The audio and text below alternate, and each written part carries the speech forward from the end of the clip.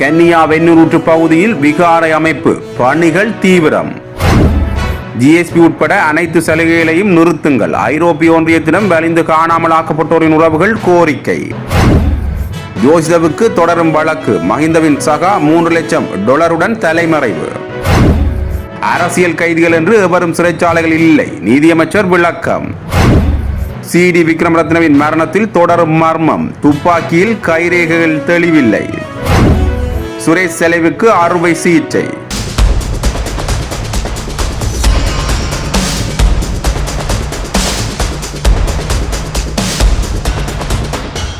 திருகோணமலை மாவட்டத்தில் அமைந்துள்ள வரலாற்று சிறப்புமிக்க கன்னியா வெந்நீரூற்று பகுதியில் புத்த விகாரைக்கான அடிக்கல் நாட்டும் நிகழ்வு நேற்று நடைபெற்றதாக கூறப்படுகின்றது.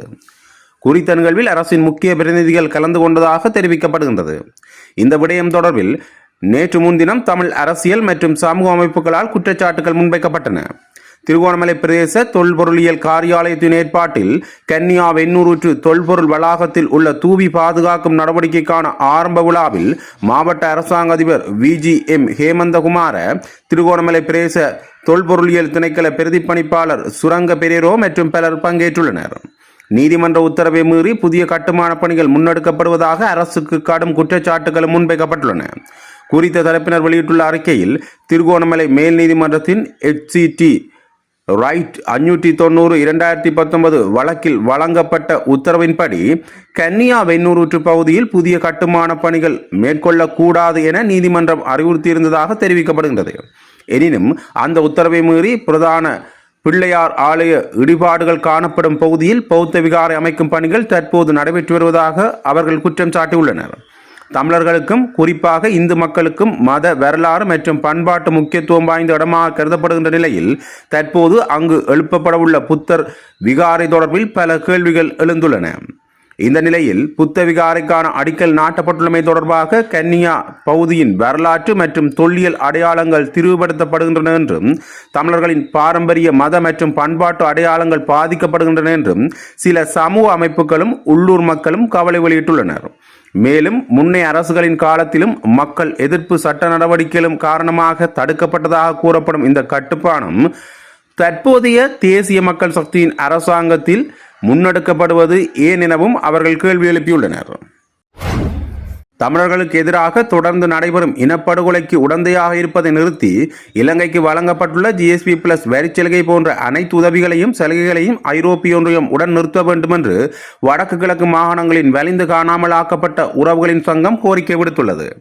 ஜாழ்ப்பாணத்துக்கு விஜயம் செய்துள்ள இலங்கைக்கான ஐரோப்பிய ஒன்றிய தூதுவர் தலைமையிலான குழுவினர் செவ்வாய்க்கிழமை செம்மணி மனித புதைகுழியை பார்வையிட்டதன் பின்னர் வலிந்து காணாமலாக்கப்பட்ட உறவுகளின் சங்கத்தின் தலைவர் கனகரஞ்சினி, செயலாளர் ஜெனிதா ஆகியோரை சந்தித்தனர். இதன்போது அவர்களால் கையளிக்கப்பட்ட மகஜரிலேயே மேற்கண்டவாறு தெரிவிக்கப்பட்டுள்ளது.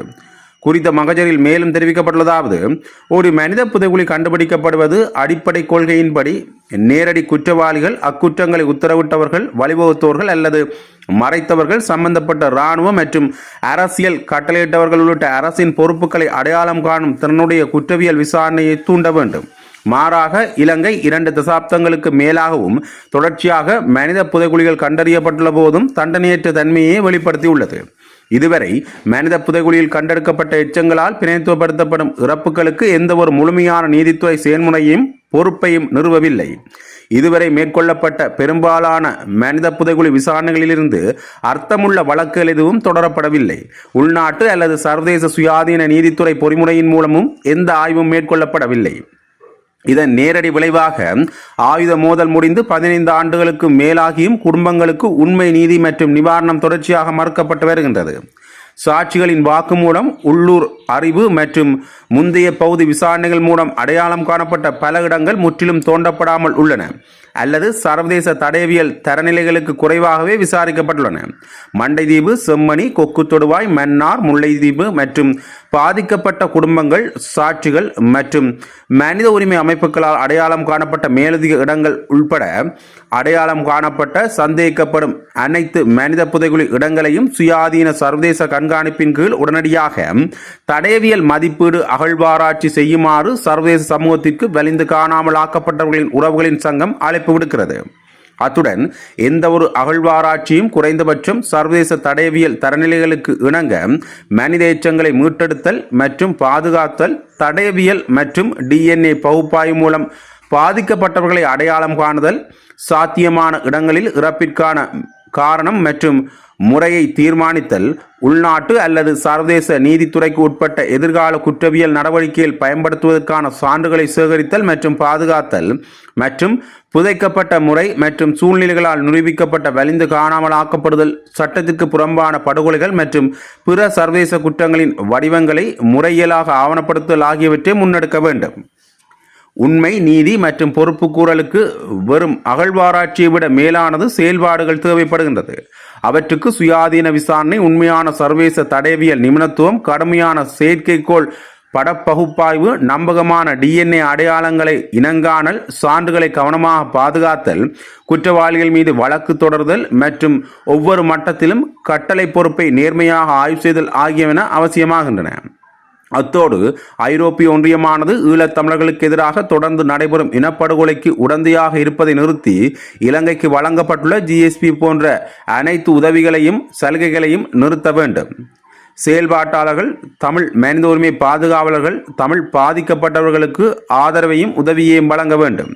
அனைத்து பொருளாதார உதவிகளையும் கடுமையான மோதல் உணர்வுடன் மனித உரிமைகள் வழிகாட்டுதலுக்கு இலங்கை இணங்குவதை உறுதி செய்ய வேண்டும்.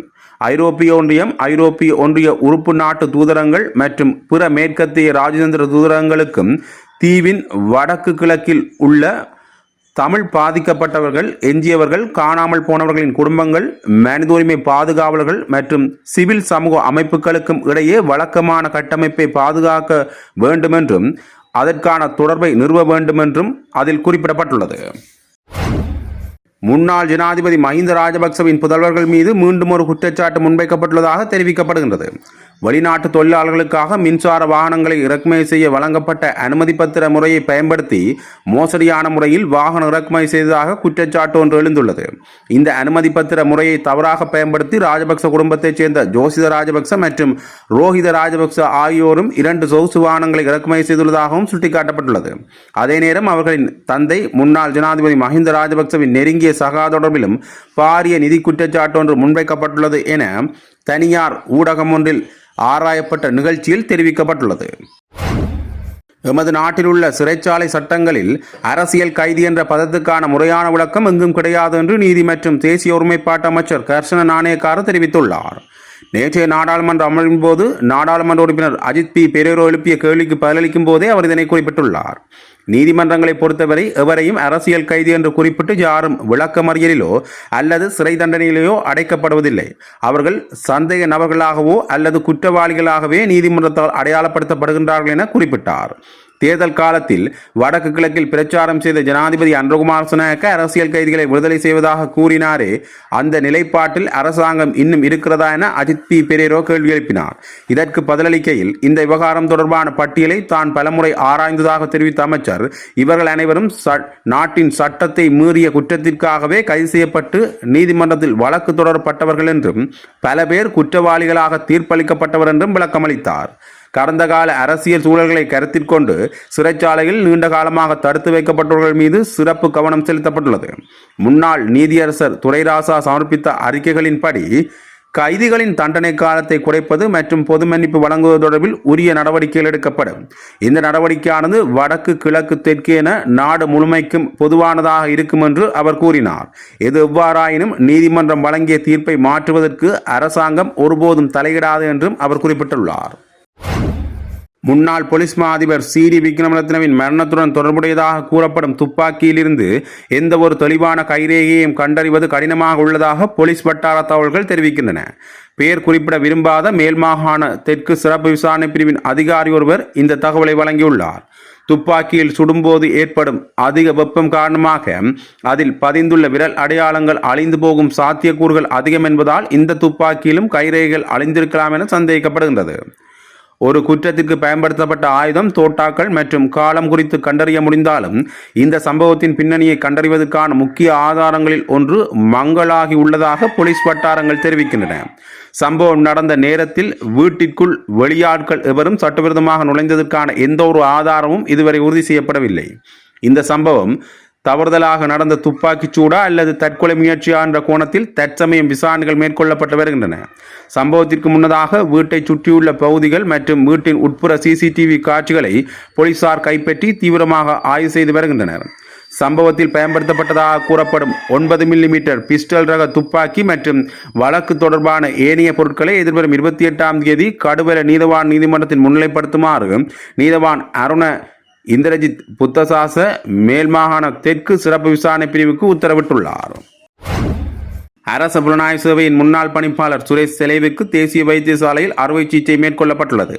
தேசிய வைத்தியசாலையின் இதயவியல் பிரிவில் சிகிச்சை பெற்று வந்த நிலையிலேயே அவருக்கு இந்த அறுவை சிகிச்சை மேற்கொள்ளப்பட்டுள்ளது. கடந்த ஜூன் 7ஆம் தேதி தேசிய வைத்தியசாலையில் அனுமதிக்கப்பட்ட சுரேஷ் செலே பின்னர் மேலதிக சிகிச்சைகளுக்காக இதயவியல் பிரிவுக்கு மாற்றப்பட்டார்.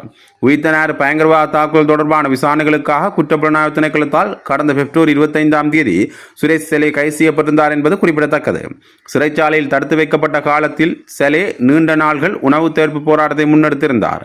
இந்த நிலையில் உடல்நிலையில் ஏற்பட்ட பாதிப்புகளின் அடிப்படையிலேயே செலே கொழும்பு தேசிய வைத்தியசாலையில் அனுமதிக்கப்பட்டிருந்தார் என்பது குறிப்பிடத்தக்கது.